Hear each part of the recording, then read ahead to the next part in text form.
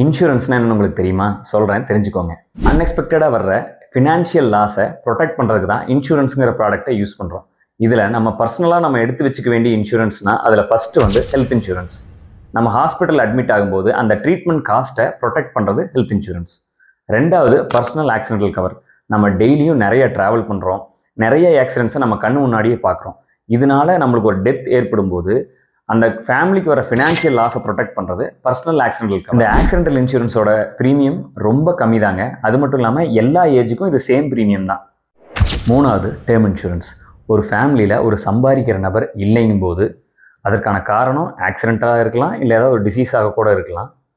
அந்த ஃபேமிலி எமோஷ்னலாகவும் ஃபினான்ஷியலாகவும் பயங்கரமாக அஃபெக்ட் ஆகும். அந்த எமோஷனல் லாஸை நம்மளால் ரீப்ளேஸ் பண்ணவே முடியாது. பட் அவர் சரியான டேர்ம் இன்சூரன்ஸ் எடுத்திருந்தாரு அப்படின்னா அந்த ஃபினான்ஷியல் லாஸுக்கு அந்த ஃபேமிலியை ப்ரொடெக்ட் பண்ணியிருக்க முடியும்.